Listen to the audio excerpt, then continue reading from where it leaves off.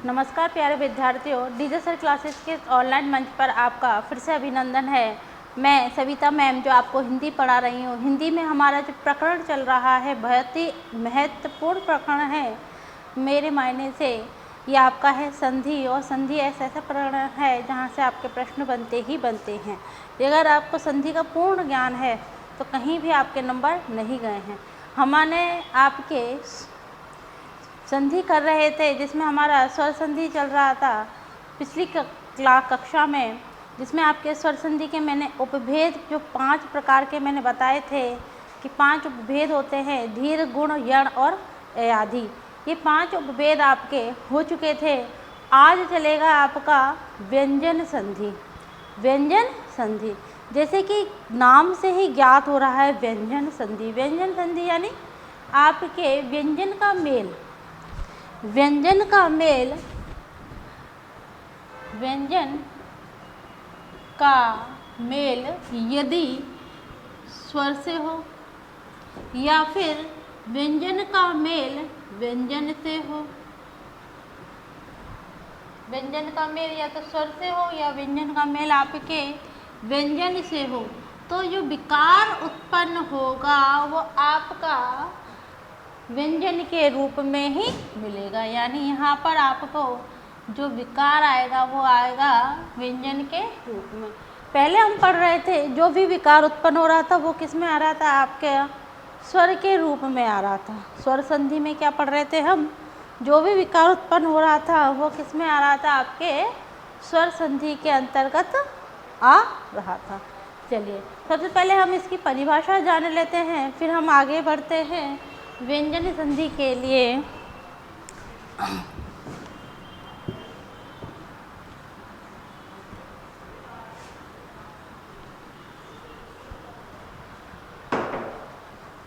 व्यंजन जैसे कि नाम से ही पता चल रहा है। देखिए पहले इसका देखते हैं व्यंजन। व्यंजन में कौन सी संधि है, वी धन अंजन, वी धन अंजन। अब ई, इसमें ई बाहर निकला, छोटी ई है। छोटी ई की मात्रा हमेशा आपके तरफ लगती है और बड़ी ई की मात्रा दूसरी तरफ लगती है, ठीक है। ई के बाद यहाँ आया आ, ई के बाद यहाँ आया आ, ई और आ, ई के बाद यदि असमान स्वर आता है, हमने एक संधि पढ़ी थी, तो ये गया आपका या बना। क्या बना, य। फिर आपका ये आधा या बना, इसने इसको स्वर देके इसको पूरा करा। वह आपका आधा है यानी आपके आधा, ई बाहर निकल गया। फिर ऊपर आपका बचा जन, ठीक है, ऊपर बचा जन। अब यह कहाँ लगेगा, आपके ये आधा हो गया तो ये लगा व्यंजन। समझ में आया। तो इसी तरह ये व्यंजन बना है आपके यण संधि से। ये आपका यण संधि का उदाहरण था, ठीक है। अब आगे चलते हैं, इसकी परिभाषा देखते हैं। व्यंजन संधि की परिभाषा क्या होगी। परिभाषा पहले तो उसको देख लेते हैं। व्यंजन संधि को हमने 2 भागों में बांटा था, वी धन अंजन। व्यंजन परिभाषा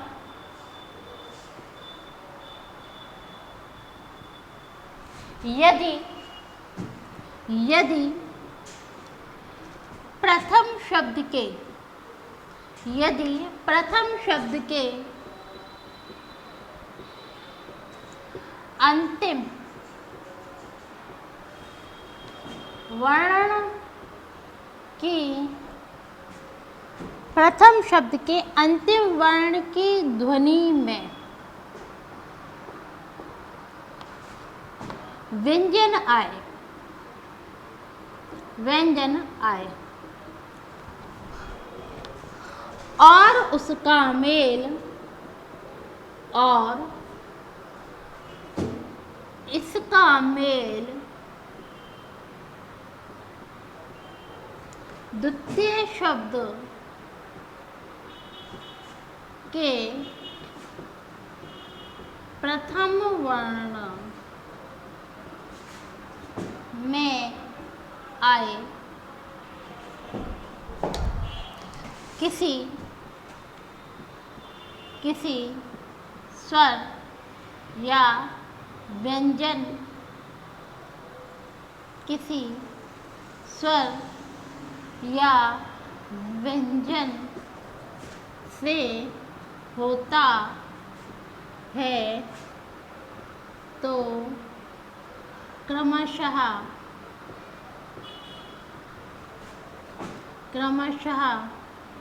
जो परिवर्तन होगा वह व्यंजन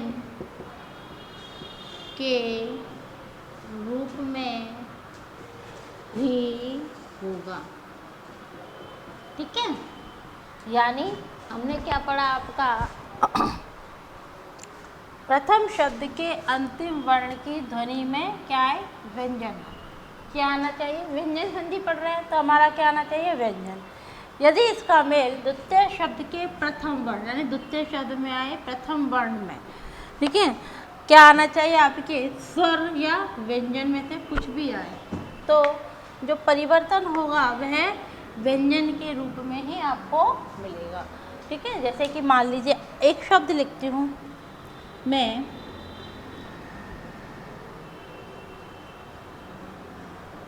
जगत धन अम्बा। जगत धन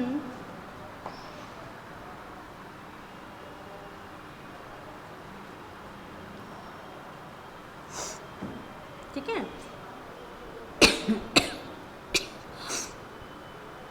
और एक शब्द लिखती हूँ जगत धन ईश।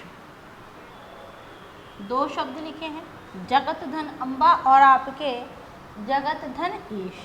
ठीक है, अब मैंने आपको बताया प्रथम शब्द के अंतिम वर्ण की ध्वनि में, प्रथम शब्द के अंतिम वर्ण की ध्वनि में कोई व्यंजन आए, ठीक है, व्यंजन आए और उसका मेल किसी स्वर, अब ये क्या है, स्वर है, आ वाली, किसी स्वर से हो तो आपका परिवर्तन करने पर आपको व्यंजन ही मिलेगा। ठीक है, तो यहाँ आपका जगत धन अम्बा, तो ता का आपका, ता क्या है, पहला है। जब हम वर्णमाला पढ़ते हैं तो व्यंजन संधि में आपके ता वर्ग का क्या होता है, पहला होता है, तो ये अपने तीसरे में बदल जाएगा। अब तीसरा क्या होता है, ता, था और द में बदल जाएगा तो शब्द बनेगा आपके पास जगदम्बा। जगदम्बा। अब ये आधा है, ये आधा है, इसने अपना स्वर दिया तो शब्द बना जगदम्बा। ठीक है, जगदम्बा, जगदम्बा बना। अब आता है आपके पास जगदीश, ये भी तीसरा और शब्द बना आपके पास जगदीश। सभी जानते हैं जगदीश और जगदम्बा को ऐसे ही लिखा जाता है। ठीक है, तो यानी मेल किससे हुआ, हमारा स्वर से। किससे हुआ, होना चाहिए, व्यंजन, व्यंजन से होगा। चलिए इसे ऐसे केस उतारेंगे फिर हम और आगे बढ़ेंगे।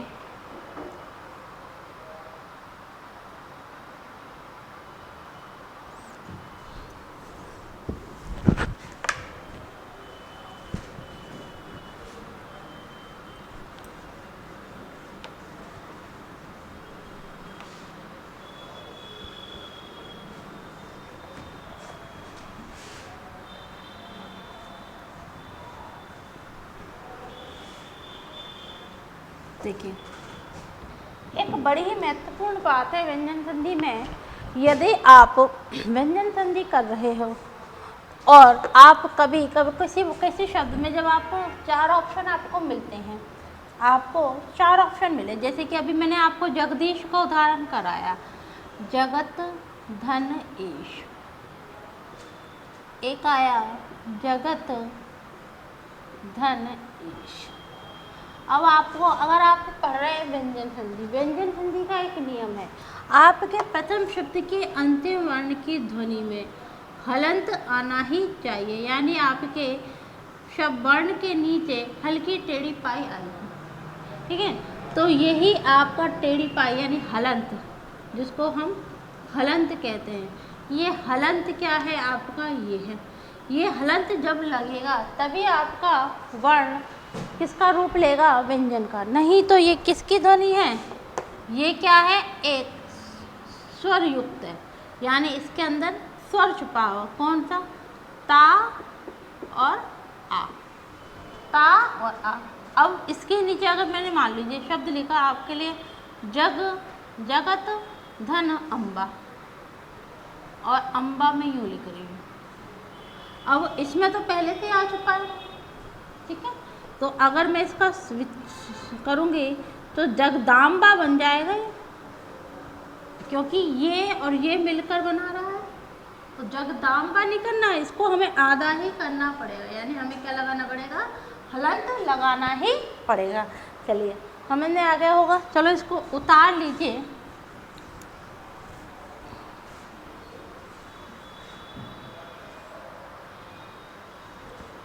चलिए, महत्वपूर्ण पहचान लिखना है इसकी।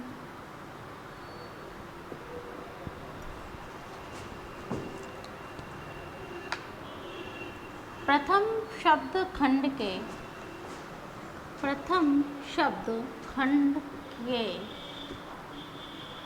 अंतिम वर्ण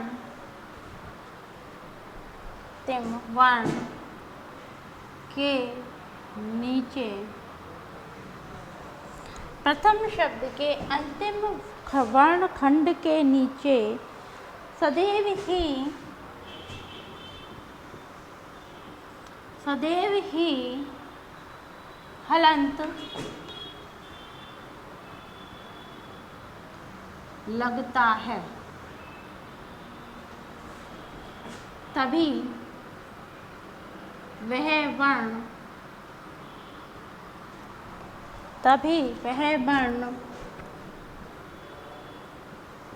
व्यंजन का रूप लेगा। नहीं तो स्वर रूप कहलाएगा।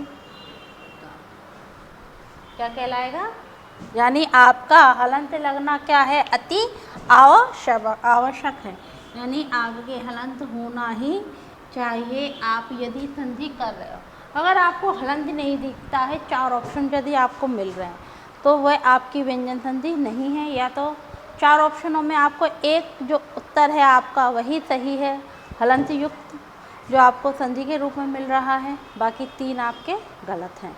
तो इस चीज़ को ध्यान रखना है। छोटी सी जो हलंत की बारीकी होती है, ये आपके नंबर को काट सकती है। ठीक है, हम आगे बढ़ते हैं और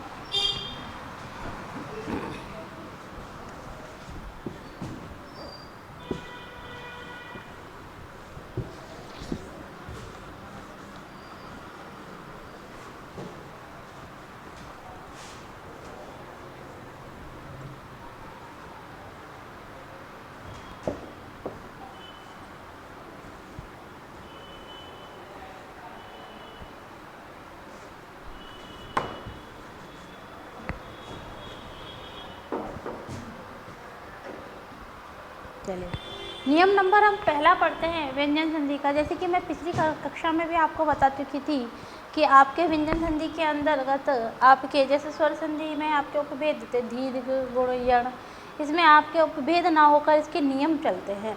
नियम भी आपके इसमें नियम नंबर आप चलेंगे 1। पहला नियम देखते हैं, पहला नियम क्या कहता है। नियम नंबर 1 क्या है, यानी 1 का 3। यदि आपका पहला वर्ण आता है तो आपका ये तीसरे में बदल जाएगा। किस में बदल जाएगा, तीसरे में बदल जाएगा। चलिए इसको देखने के लिए अपन देखते हैं ये पहला वर्ण कौन कौन से होते हैं। हमारा पहला वर्ण जो होता है ये है का। चलिए सबसे पहले हमें इसको पढ़ने इसके पहले मुझे लगता है आपको व्यंजन संधि की सारणी देखनी चाहिए। चलिए नंबर 1 हम वर्ग का, ठीक है, इसमें आपके का वर्ग, का वर्ग, चा वर्ग, टा वर्ग, ता वर्ग और आपका पा वर्ग, ठीक है, ये है का। अब का में आपका का, ख, ग, घ और आपके पास या। फिर है चा में चा, छ, ज, झ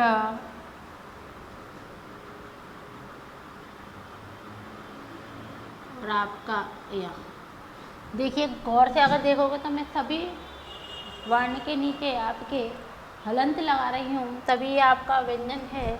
तो आपके इसमें आपके टा, ठ, ड, ढ और ढ, ता, थ, द, ध और न।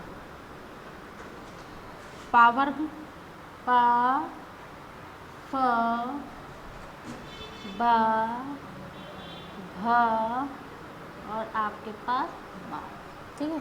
तो ये है आपके पास वर्ग की सारणी, ठीक है, व्यंजन संधि की सारणी। तो हम आपका नियम नंबर 1 पढ़ रहे थे। यदि आपके पास पहला आता है तो वो स्वतः ही तीसरे में बदल जाएगा। अब 1 2 3 4 5 यानी आपके जो हम वर्ग पढ़ेंगे, वर्ग आपके यही होते हैं, यानी स्पर्श व्यंजन। इनको हम अगर वर्णमाला, यदि वर्णमाला हम पढ़ेंगे तो हम देखेंगे इनको कहते हैं स्पर्श व्यंजन। क्या कहते हैं? स्पर्श, यानी जिह्वा पर कहीं ना कहीं इनका उच्चारण करने पर स्पर्श हो रहा है, हमारी जिह्वा इन्हें कहीं ना कहीं से स्पर्श कर रही है।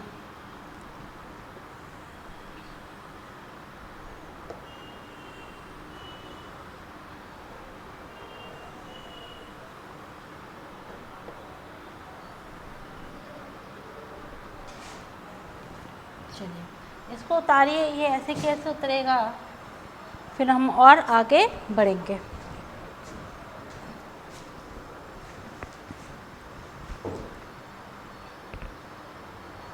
चलिए उतार लिया होगा आपने। अब मेरा जो नियम है आपका पहला, वो यहीं से शुरुआत होती है। यदि आपके पास इस वर्ग का पहला वर्ण आता है व्यंजन संधि करने पर, व्यंजन संधि में वर्ग का पहला आता है, तो वो स्वतः ही आपके तीसरे में बदल जाएगा, ठीक है। अब तीसरे में बदल जाएगा, जैसे कि मान लो एक शब्द लिखा मैंने आपके लिए, बहुत ही जाना पहचाना शब्द होगा और आप जानते हो तो शब्द है आपके पास दिक्, धन, अंत। अब मैंने बोला आपका ये का किस में बदल जाएगा? अपने तीसरे में। का तीसरा क्या है? गा में। अब ये व्यंजन है तो ये भी व्यंजन होगा, ये भी व्यंजन होगा। अब ये क्या है? इसने अपना स्वर दिया, तो ये क्या बना आपके पास? दिगंत। दिगंत, दिगंत यानी आपके जिसका कोई अंत नहीं हो, ऐसी दिशाएं, दिक् यानी दिशा, अंत यानी अंत ही ना हो, ऐसी दिशाएं जहाँ का अंत ना हो, हम कह सकते हैं आपके जिसका अंत ना हो, दिगंत। जो आपका नियम क्या चल रहा था? 1 का 3 नियम चल रहा था, यानी अपने आप ही पहला किस में बदल जाएगा? तीसरे में बदल जाएगा। चलिए देखते हैं।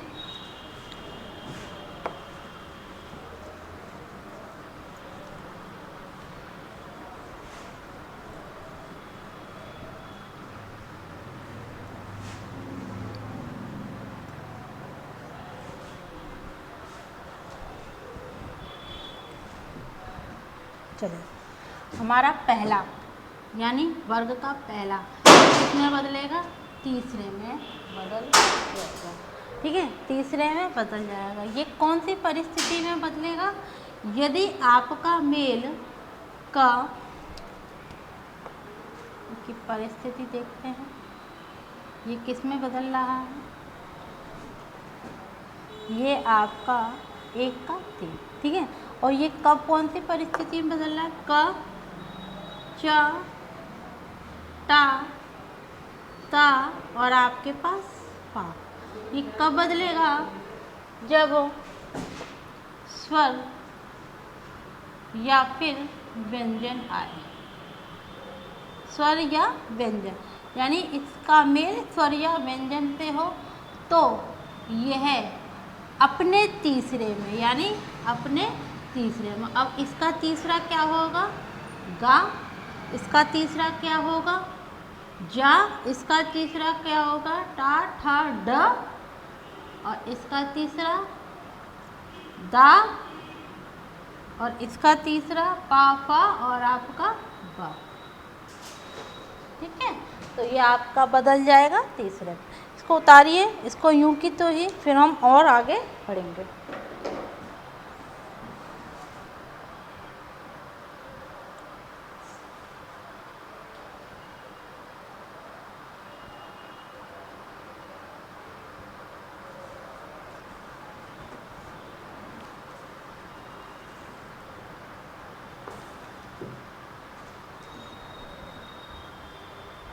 हो गया।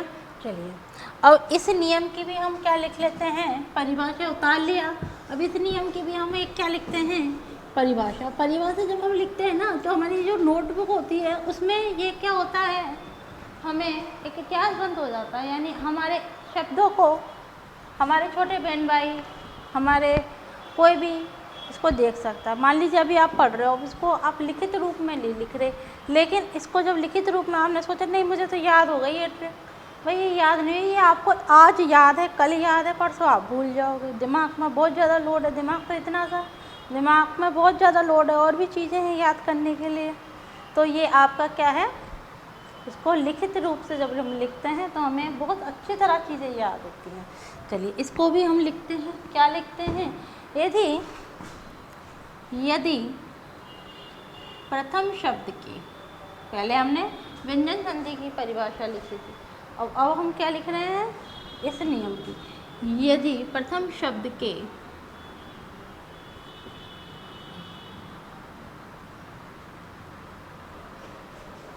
अंतिम वर्ण की ध्वनि में, अंतिम वर्ण की ध्वनि में कोई व्यंजन आए,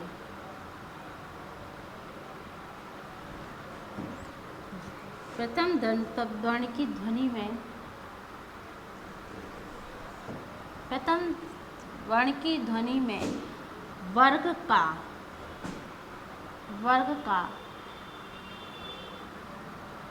प्रथम वर्ण आए, वर्ग का प्रथम वर्ण आए, वर्ग का याद रखना, का प्रथम वर्ण आए और इसका मेल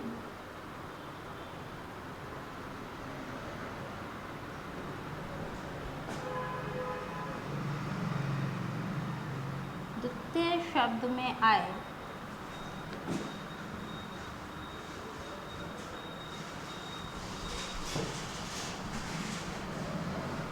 किसी स्वर या व्यंजन से होता है।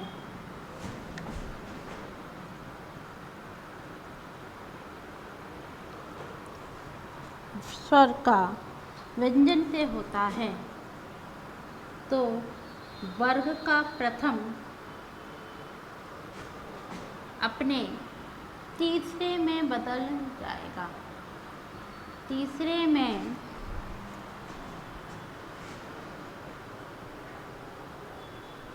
बदल जाएगा। ठीक है।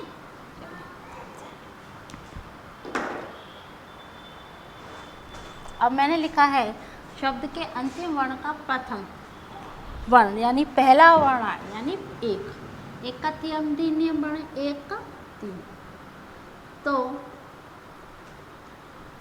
वह वर्ग का प्रथम किस में बदल जाएगा? अपने तीसरे में बदल जाएगा। चलिए उतारिए, फिर हम और आगे बढ़ते हैं।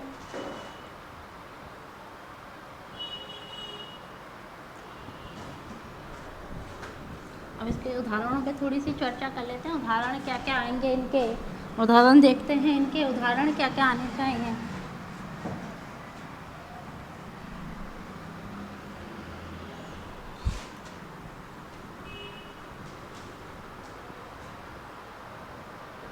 देखते हैं। सबसे पहले शब्द आता है अपने पास दिग्गज, और इसी का एक और आता है आपके पास दिगंत। शब्द आता है जगदम्बा, शब्द आता है जगदीश, शब्द आता है आपके पास प्रागैतिहासिक,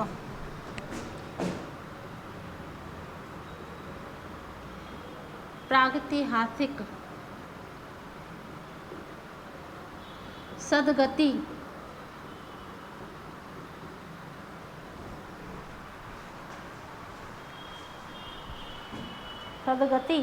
शब्द आएगा आपके पास षडानन,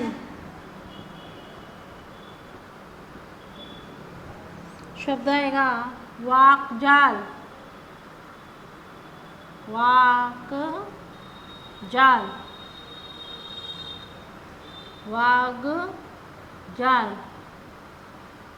शब्द आएगा अपने पास षडंग,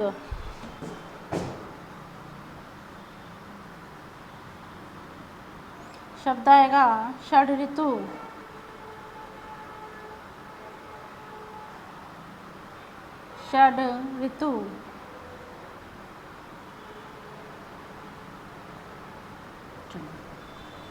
इनको देखते हैं। एक का 3 हो रहा था, एक का 3 कैसे होगा इसको देख लेते हैं। देखिए ये टूटा कहाँ से है? यहाँ से टूटा है, तो यहाँ पर ही इसका होगा दिक धन गज, दिक धन गज। अब पहले का हम तीसरा कर रहे थे, यानी पहले के स्थान पर तीसरा आ जाएगा। पहले का तीसरा क्या था? ग था, और इस पे इसका मेल कर रहे हैं, तो ये भी स्वर है, तो ये अपना स्वर इसको देगा नहीं। भाई मैं क्यों दूँ? मैं तो पहले से ही किसी पे आश्रित, तो देखो ये तो पहले से ही आश्रित है किसी पे, इसमें तो पहले ही स्वर लग रहा है, तो ये अपने स्वर किसको क्यों देगा इसको? तो ये इसने अपने स्वर नहीं दिया, तो ये अपना आधा ही रहा। ठीक है, तो फिर आएगा दिक धन अंत, अब ये क्या है? का है। अब का तीसरा मैंने बताया ग, इसने अपना स्वर इसको दिया, तो शब्द बना आपके पास दिगंत। इसने दे दिया अपना स्वर, क्योंकि यहाँ पे क्या है? स्वर है, स्वर ने इसको स्वर दे दिया। अब इधर आएगा आपके पास जगदम्बा, जगत धन अम्बा। देखिए जब हम समश्रुति शब्द करते हैं तो आपके पास 2 जगदम्बा होती हैं, जो 2 जगत आता है। एक तो होता है ये वाला जगत जो आप देख रहे हो, और एक और होता है बिना हलंत का जगत। ठीक है, एक तो होता है हलंत युक्त और एक होता है बिना हलंत का। अब वो हलंत है ना, हलंत वाला ये आपका समश्रुति शब्दों में आता है। कि अगर हलंत वाला जगत मिल जाता है तो जिसका तो आप अर्थ जानते हो, संसार होता है। क्या होता है? संसार। तो फिर इसका क्या होगा? इसका होगा आपके कुएं के आसपास जो मुंडेर बनी होती है उसको बोलते हैं कुएं का चबूतरा। क्या कह सकते हैं? कुएं का चबूतरा कह सकते हैं इसको, जो इसके आसपास बनी होती है। तो एक तो जगत ये मिल गया और एक जगत 2 मिल गए। तो हमारे समश्रुति शब्द भी बहुत इम्पोर्टेंट है हिंदी के अंदर। आपकी छोटी सी बिंदी, हलंत, मात्रा, ये आपके नंबर कटते हैं यहाँ पर। ठीक है, आगे चलते हैं। जगदीश, जगत धन ईश। अब एक का तीसरा द, इसने अपना स्वर दिया छोटी बड़ी की मात्रा, तो ये तो आधा है, इसने अपनी मात्रा इसको दे दी, तो शब्द क्या बना? जगदीश। इसी तरह प्रागैतिहासिक, भाई यहाँ से टूटेगा, गा आ रहा है, तो प्राक धन ऐतिहासिक, प्रागैतिहासिक। अब का तीसरा ग, इसने अपना दिया स्वर गे, तो प्रागैतिहासिक। सदगति, सत धन गति, सतगति, इसका तीसरा बना दा। इधर आपका स्वर व्यंजन है, तो इसमें इसको स्वर, कोई स्वर मिलेगा ही नहीं। हाँ, ये स्वर था आपका, ये क्या था? ए था। अब एक की दो मात्रा चढ़ती है, दो मात्रा इसने इसको दे दी, तो शब्द बना प्रागैतिहासिक। इधर आपके सदगति, तो ये, अब ये टा ड बना, टा का तीसरा, ड का तीसरा क्या था? टा का तीसरा ड था, ये ड, तो षट धन आनन। षट कहते हैं छह को, छह आनन है, जिसके आनन यानी मुख, आनन यानी मुख। जैसे हम कहते हैं दशानन, 10 सिर हैं जिसके, 10 मुख हैं जिसके, वो कौन? रावण। और षटानन कौन? कार्तिकेय। कार्तिकेय के क्या माने जाते हैं? 6 सिर माने जाते हैं, तो आपके क्या हुआ? षडानन। फिर आता है वागजाल, ये यहाँ से टूटा है, तो आपको तीसरा ग दिख रहा होगा, तो ये आपको क्या आएगा? क ही आएगा। वाक धन जाल। अब ये गया ग, इसने दिया स्वर, कोई भी स्वर नहीं, जा तो पहले से उधार की जिंदगी जी रहा है स्वर से, तो इसमें कोई भी स्वर आएगा नहीं, तो ये आपके आधा ही रहेगा। लेकिन इसका तीसरा डा है, तो ये आधा इसने स्वर दे सकता है, तो शब्द बना सडानन। ठीक है, फिर आएगा षडंग, सड, सट और अंग, षडंग। 6 अंग हैं जिसके, और 6 अंग हैं जिसके, षडानन। ये भी तीसरा बना ड, इसने अपना स्वर दिया, तो षडानन। षड ऋतु, षट धन ऋतु, तो षड ऋतु। अब देखिए, री की मात्रा तो यूं की तो ही होती है, री की तो ये होती है आ, ई, ए, ऐ, ये अपना स्वर दे सकते हैं। अगर री की तो मात्रा होती है, वो अपना स्वर कैसे देंगे? तो ये आपका हलंत ही रहेगा इसके नीचे, यानी टा का तीसरा क्या हुआ? डा। अब ये हलंत ही रहेगा। इसको यूं की तो उतारिए, फिर हम और आगे बढ़ते हैं।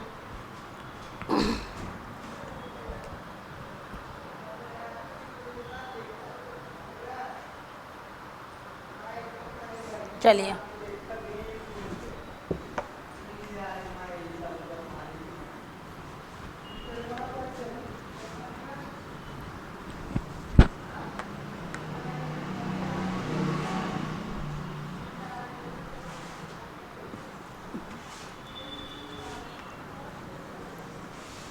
चलिए देखिए, 2-3 बार से एक शब्द आ रहा है। अभी लेटेस्ट जो वैकेंसी आई है आपकी 21-22 में, रीट में, फर्स्ट ग्रेड में, सेकंड ग्रेड में, एक शब्द आ रहा है, रिपीट कर करके दे रहे हैं इस शब्द को।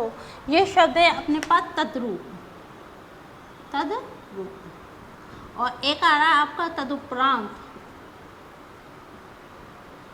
तदुपरांत। इन 2 शब्द भी आपके आए हुए हैं, अभी लेटेस्ट एग्जामों में आए हुए हैं, यानी अभी आपके कह सकते हैं, ये तो आया था आपकी रीट में, रीट 2021 में आया था, 21 में नहीं, सॉरी 22 में आया है आपके, और ये भी अभी आपके आया हुआ शब्द है।